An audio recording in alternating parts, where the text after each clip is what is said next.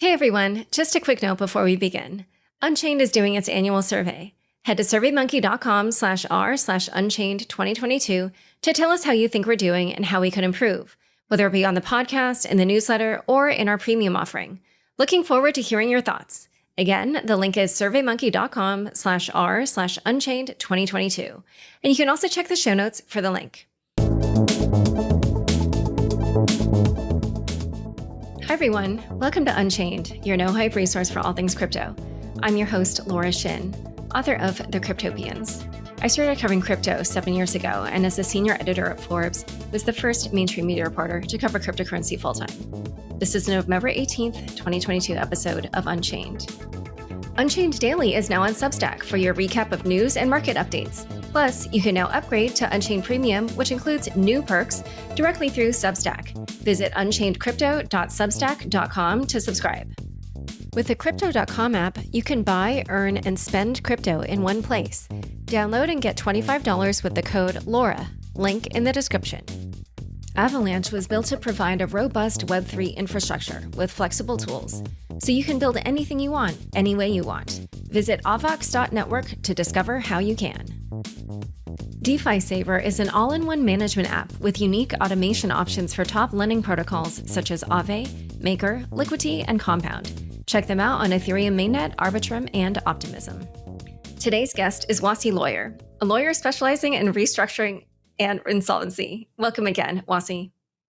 Hi, Laura. I'm glad to be back.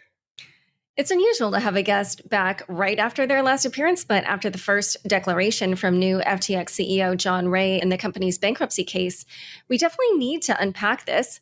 For listeners who didn't get to read or hear about this yesterday, here is the section that set the tone for the rest of the document.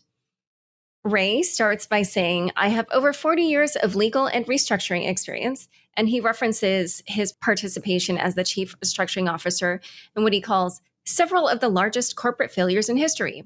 And here he mentions a few, including most famously Enron. Then he says that almost all of these situations were, quote, characterized by defects of some sort of internal controls, regulatory compliance, human resources, and systems integrity. Now here's the money quote. Never in my career have I seen such a complete failure of corporate controls and such a complete absence of trustworthy financial information as occurred here. From compromised systems integrity and faulty regulatory oversight abroad to the concentration of control in the hands of a very small group of inexperienced, unsophisticated, and potentially compromised individuals, this situation is unprecedented. Wassie, when you read the document, did you have the same reaction? Is the FTX bankruptcy quite possibly worse than many of the most notorious bankruptcy cases in history? I mean, can you really blame CZ from walking away from trying to buy this dumpster fire out? It's kind of insane, right? Because like 2 weeks ago, like genuinely, everyone looked at FTX and Alameda as untouchable, and you kind of thought that they were just giga geniuses, arbing every inefficiency, making billions of dollars, stop hunting us, etc. But they are not, and their controls were terrible. There's a quote I kind of want to pick out here when John Ray goes through every single balance sheet of the sort of 4 silos that he's identified, and in every single one of those financial statements he says, however, because this balance sheet was produced while the debtors were controlled by Mr. Bankman-Fried, I do not have confidence in it, and therefore the information therein may not be accurate as of the date stated.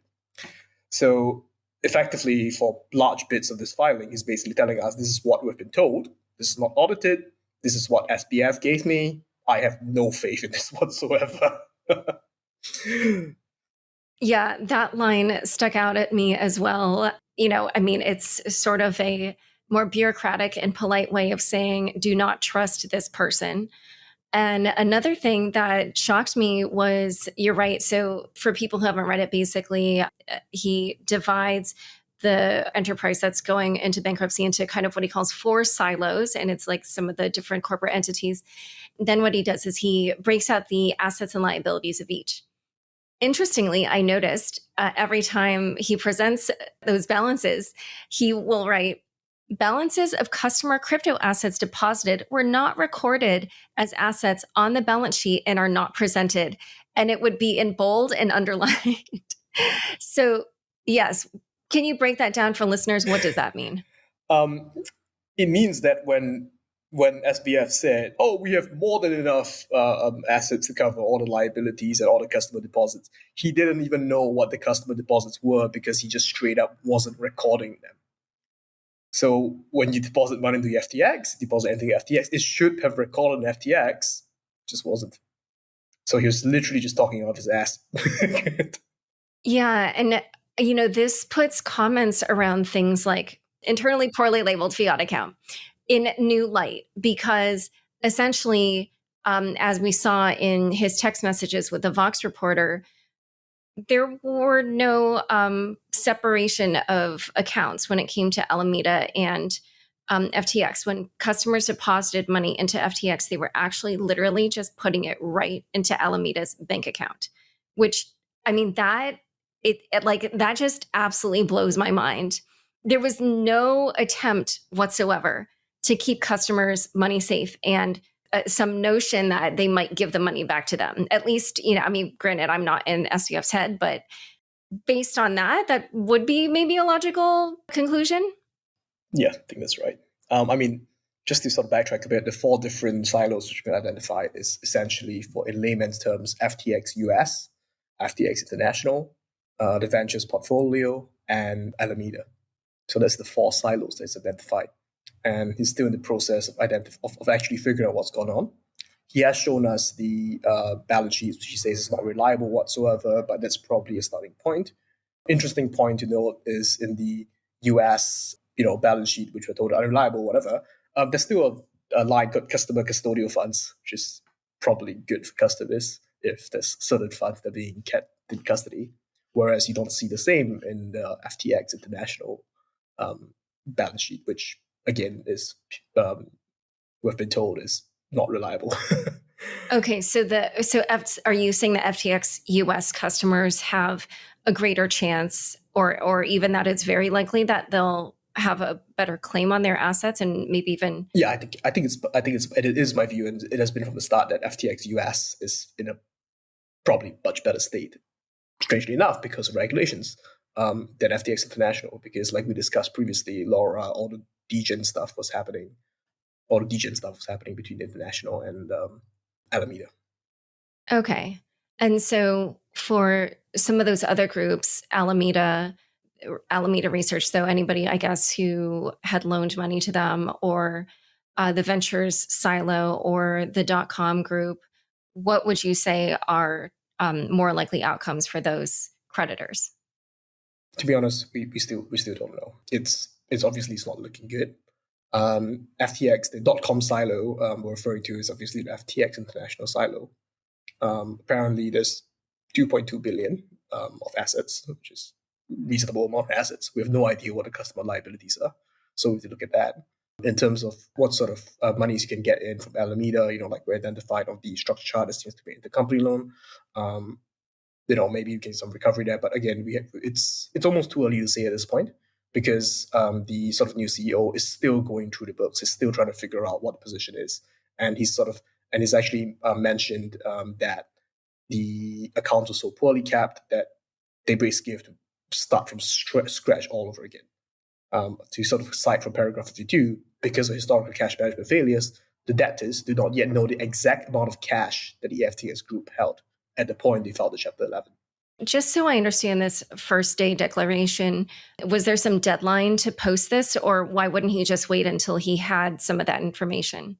I mean, it's a first day declaration, right? So I'm not a US bankruptcy lawyer. As you know, I'm a UK bankruptcy lawyer, done a bit of Chapter 11s. Couldn't recite the actual US codes to you. But I think, but generally what happens is that you kind of get a sort of early statement from the new debtor in possession is the term we use.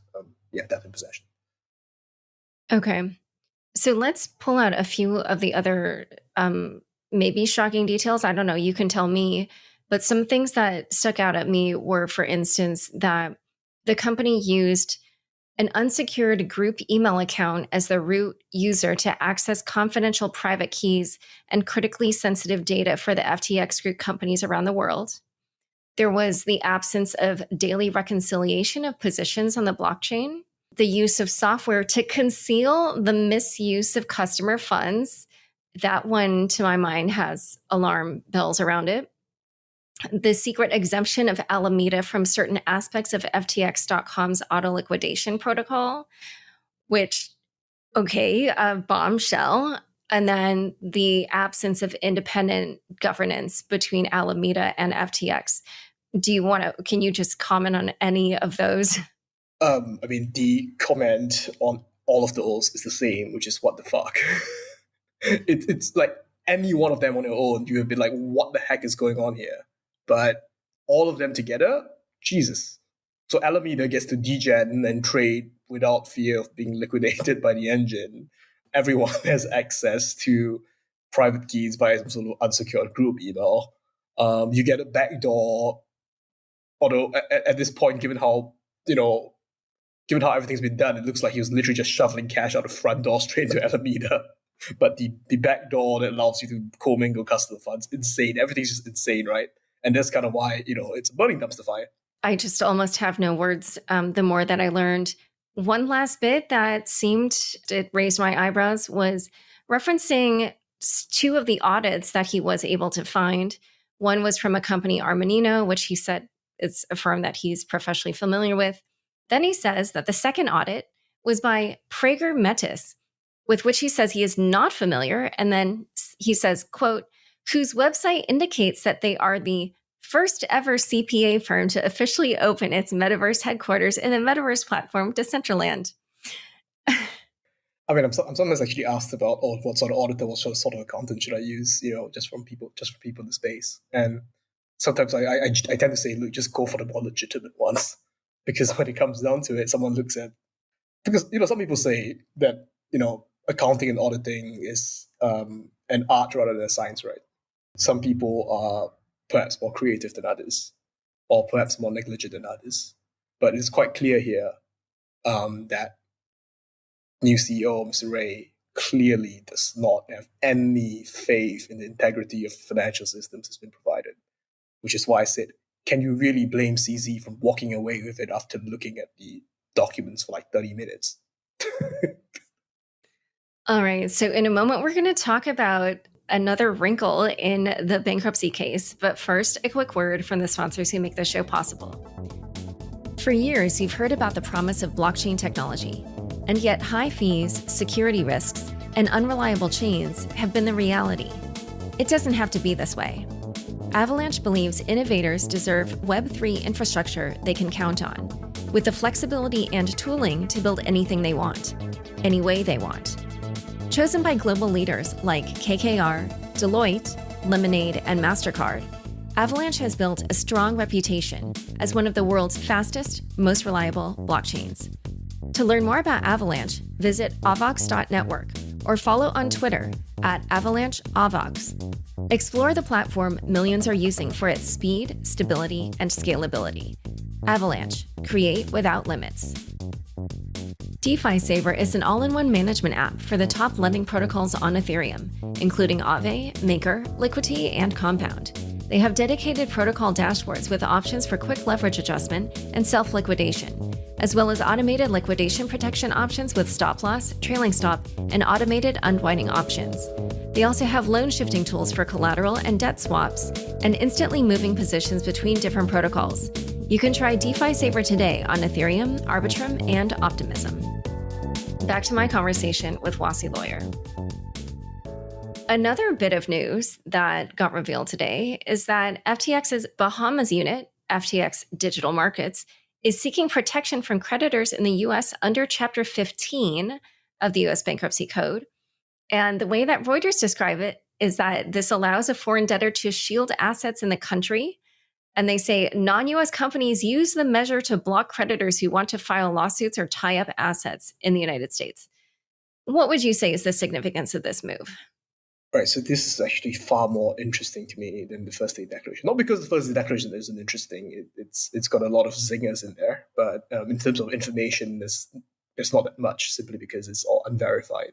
But this development is a very big one and a very, very interesting one to me, because and I can say, look, I've done restructurings of insolvencies a lot. I've never really seen something like this, especially because of what's in this emergency motion that's been filed by FTX, i.e. the new CEO of FTX.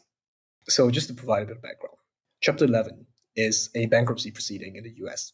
When you enter into Chapter 11, you get a worldwide moratorium, which says that your creditors around the world can't enforce against you, and you have time to reorganize and sort of reorganize your assets, whether it's just to liquidate, whether it's to sell it on, basically to realize value for the stakeholders involved.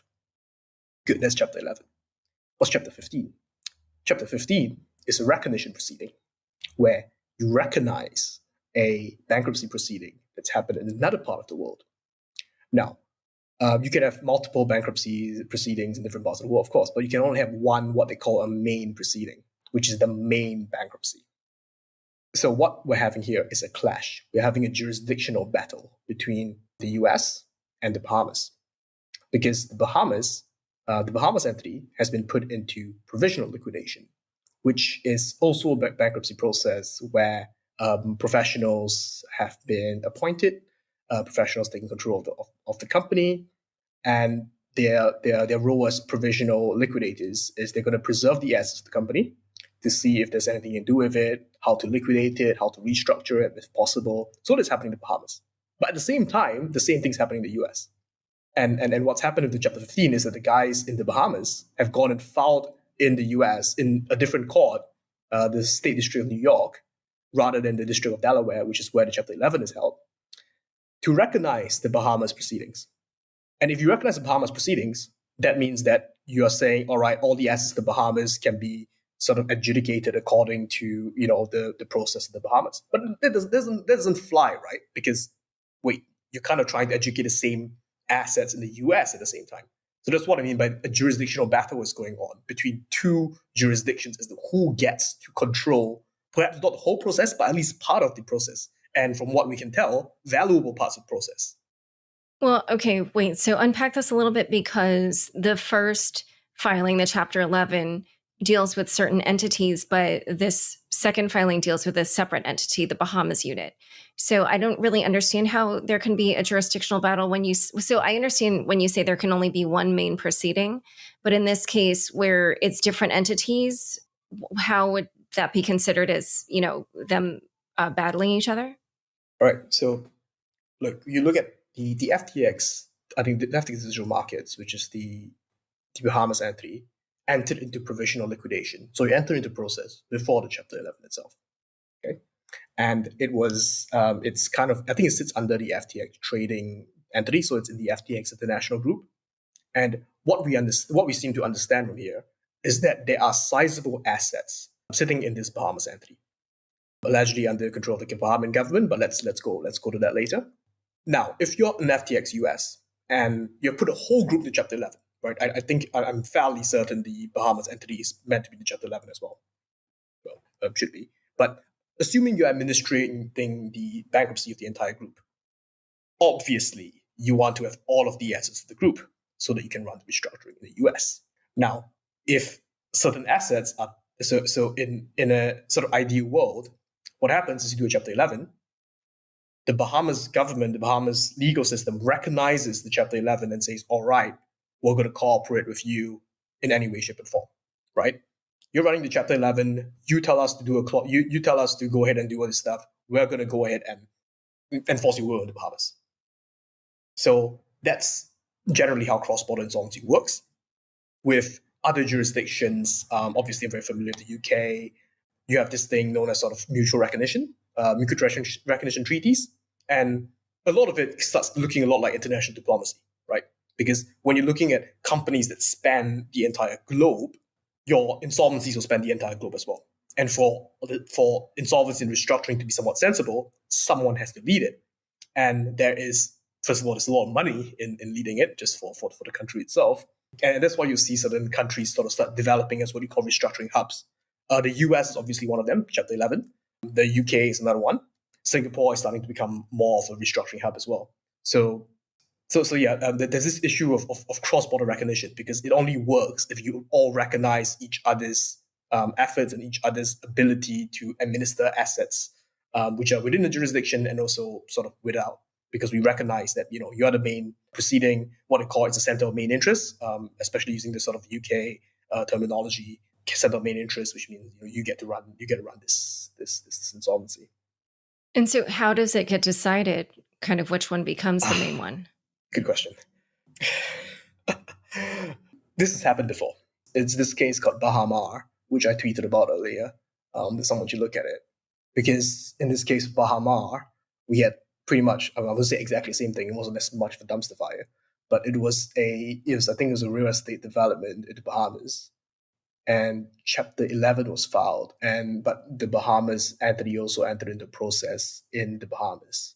And in that case, the sort of Bahamas sort of won jurisdiction, because the US said, look, it's pointless for us to do anything here, because all the assets in the Bahamas, and even if we made any decisions with regards to the assets, they're the Bahamas, and the Bahamas are not going to recognize us. So we just dismissed the Chapter 11 filing. Very, very different case, of course, because now we're looking at a completely different situation with a company that with assets sort of worldwide, and at least part of it is in the US. Perhaps the more interesting thing is that there are certain allegations being made in this emergency motion regarding the role of the Bahamian government in here. Now, if you recall, Sam was saying, look, we're going to let Bahamas people withdraw their money because the Bahamas regulators told me to do so. The Bahamas, I think it was the Securities Commission, came out and said, we never said anything like that. But now, this is being repeated by the new CEO of FTX, that the Bahamian government may have had in all of this. And when you say that, you mean like in the malfeasance at FTX? Is that what you're saying? Yeah, let me read this out here. Right. In addition, in connection with investigating a hack on Sunday, November the 13th, Mr. Bankman-Fried and Mr. Wang stated in recorded verified text that Bahamian regulators instructed that post-petition transfers of debtor assets be made by Mr. Wang and Mr. Bankman-Fried, who the debtors understand were both effectively in the custody of Bahamas authorities, and that such assets were custodied on fire blocks under control of the Bahamian government. The debtors have credible evidence that the Bahamian government is responsible for directing unauthorized access to the debtor system for the purpose of obtaining digital assets of the debtor that took place after the commencement of these cases, i.e. the Chapter 11. The appointment of the joint provisional liquidators and recognition of the Chapter 15 case are thus in serious question. It appears that the automatic stay has been flaunted by a government actor, no less. This is no time to be arguing over venue. So that's a direct quote from something that the new CEO has filed in the US courts. It's pretty damning, isn't it? Wow. Okay. So, but then in that kind of situation, what do they force fire blocks to return the money? Or I don't know, how, once the money's been transferred, what can be done? I really just couldn't answer this question. It's absolutely wild to me, right? Because if you're saying that, if it's one thing to say that someone in the Bahamas or the Bahamas company isn't cooperating, right? Because if they're not cooperating, what do? You go ahead, as long as you get it recognized in Bahamas, you do your Chapter 11, do whatever the hell you want of it. You go to the Bahamas and court order, and you're going to recognize this. So please carry out on what's been agreed. But now what we're saying is that the Bahamas government is involved. That's a whole different ballgame, man. It's a whole different ballgame. And what are you actually going to do if you're the United States bankruptcy court here? Okay, cool. We're going to have the Chapter 11 anyway. Fuck your Chapter 15. We're not going to, screw this. We're not going to recognize your thing going on in the Bahamas. But wait a minute. The Bahamas isn't going to recognize the thing you have going on in there either. Shit. Where does that leave us? Yeah, and now they have all these assets. Yeah, because they're sitting on the assets, right? Right. So what do you think happens next? I think we grab the popcorn and wait and see, to be honest. It's not something that you can't have like a lot of historical precedent for, right? Where allegedly a government authority seizes assets and refuses to cooperate with another government or another jurisdiction. I think, did I say earlier I have no words because I feel like I'm in the same position again?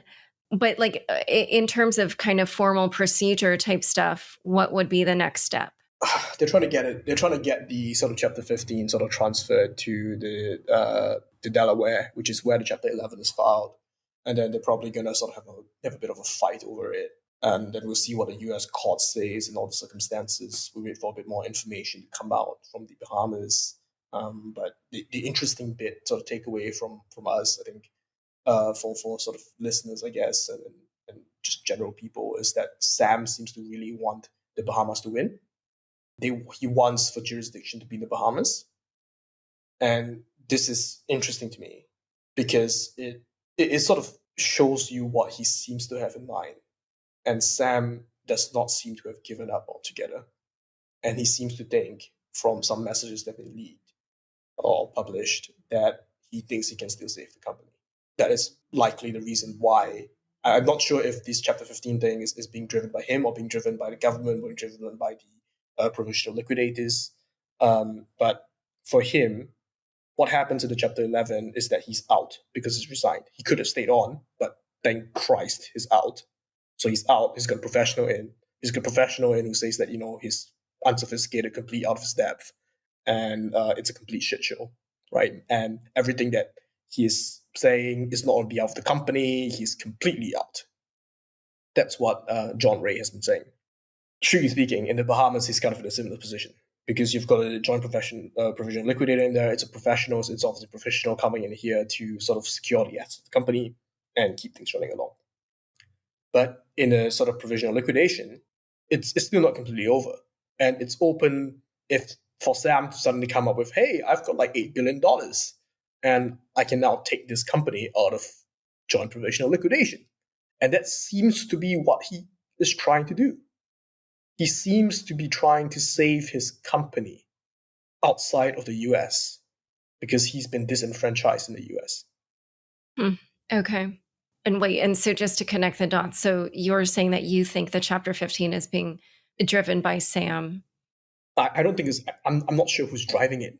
It's been noted here in this statement that, John Ray has spoken with the joint provisional liquidators, and they didn't tell us they were going to do a Chapter 15.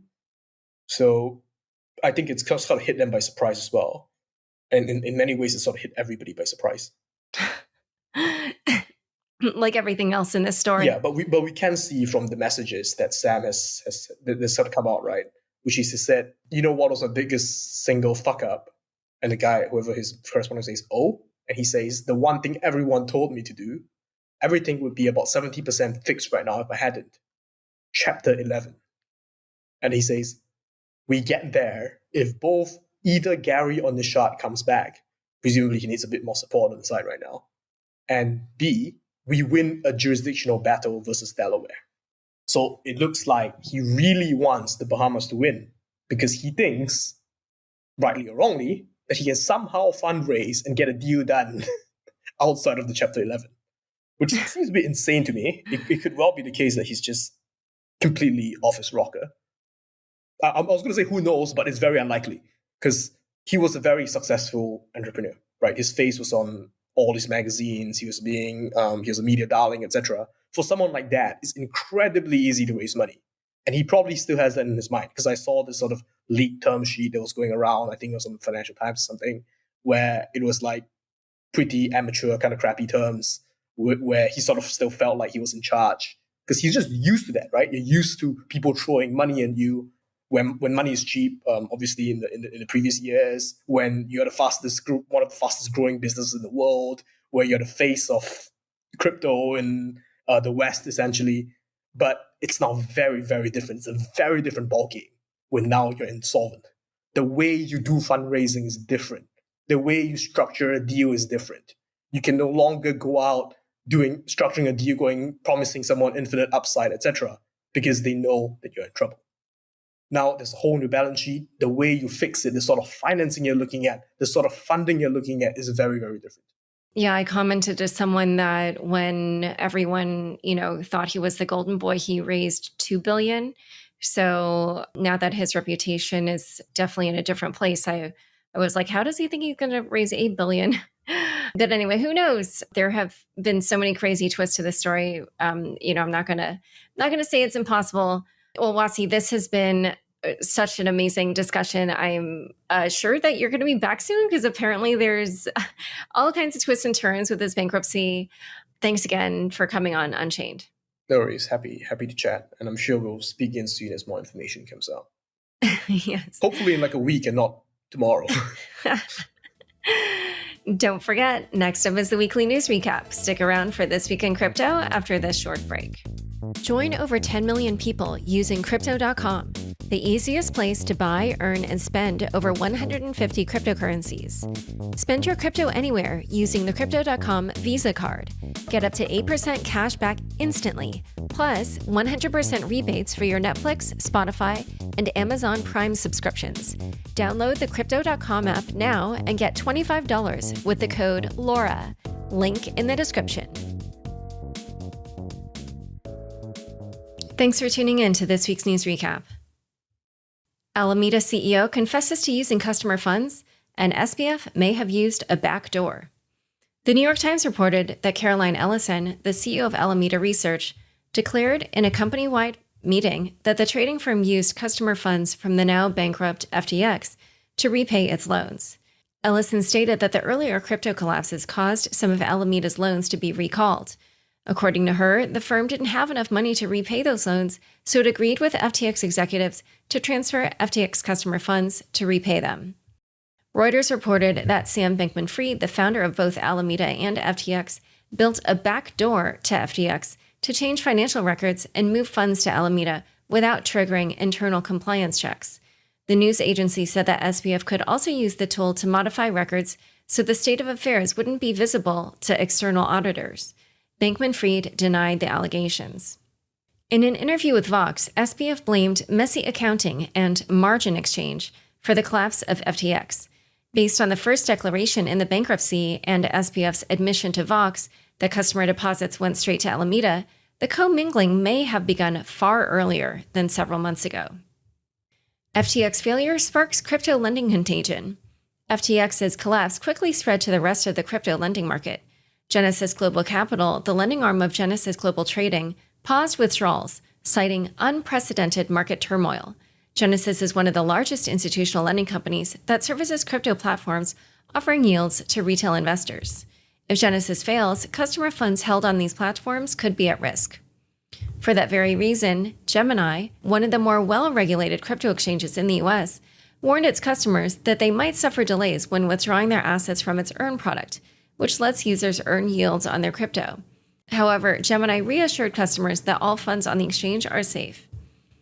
Retail crypto lender BlockFi paused withdrawals and deposits after FTX filed for bankruptcy, and is preparing to file for bankruptcy proceedings on its own, according to the Wall Street Journal. The lender received a $400 million line of credit from FTX US in July.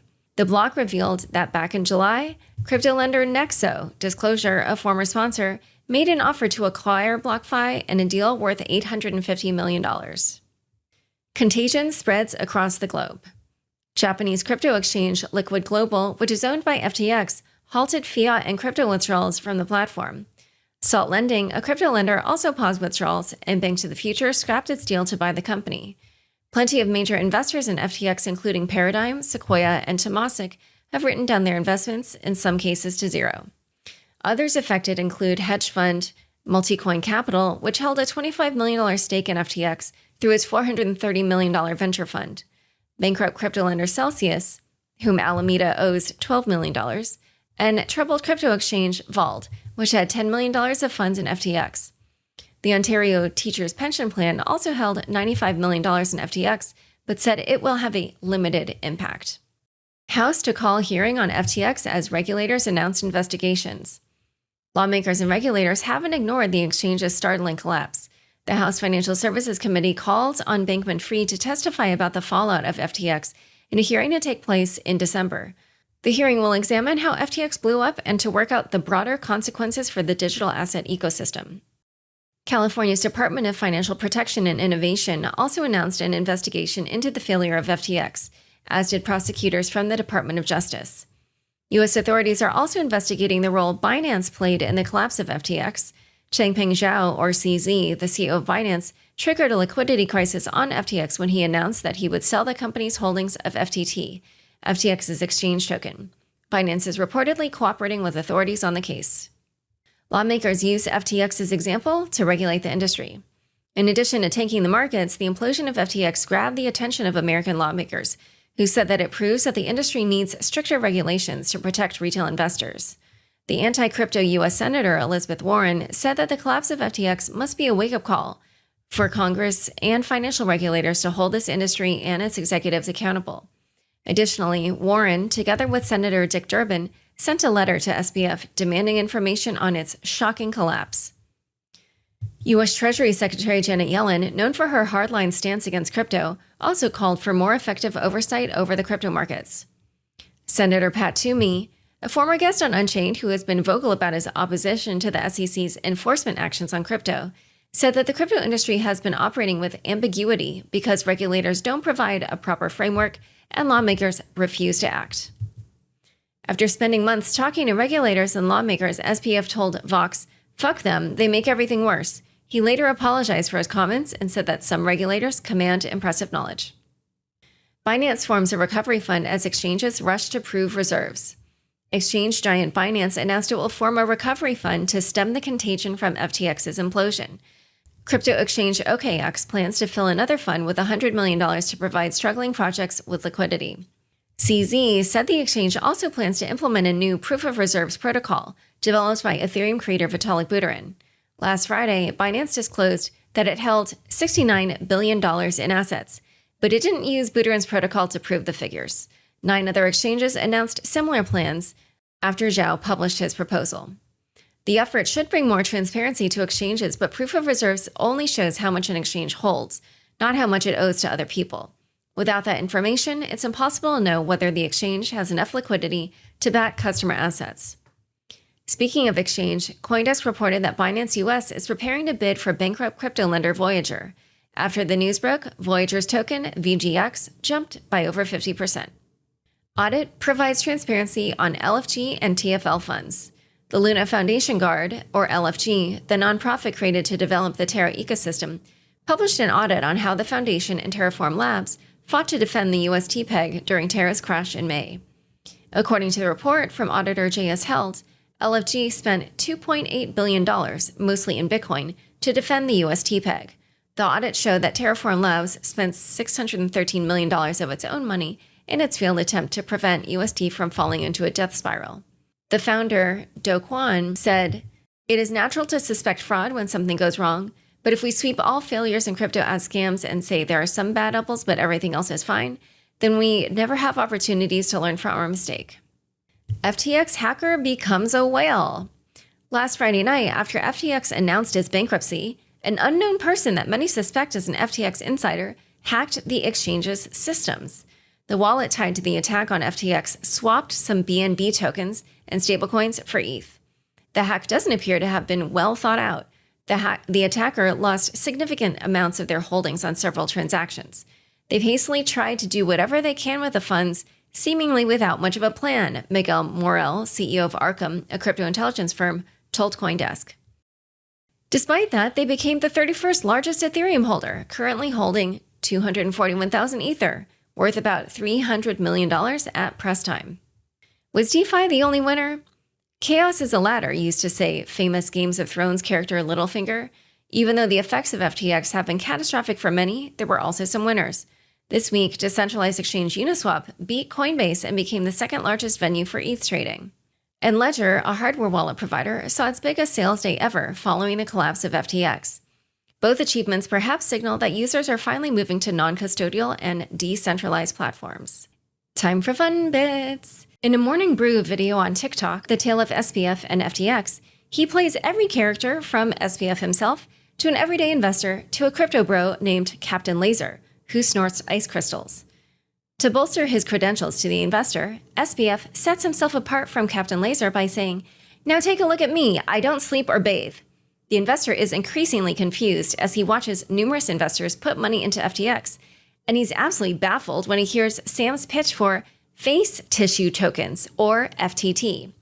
As the frenzy increases until SBF is seen testifying in front of Congress, saying, "I and only I can save crypto," a shadowy figure appears. And it's Binance saying, "Oh, only you? I created you." And the hooded Binance figure lights his face tissue tokens on fire. All right, thanks so much for joining us today. To learn more about Wassielawyer and the first declaration of FTX's bankruptcy case, check out the show notes for this episode. Give us your input on Unchained. We want to hear your feedback on the podcast, our premium offering, and more. Visit surveymonkey.com/r/unchained2022. Unchained is produced by me, Laura Shin, with help from Anthony Yoon, Matt Pelchard, Juan Aranovich, Sam Sriram, Pam Majumdar, Shashank, and CLK Transcription. Thanks for listening.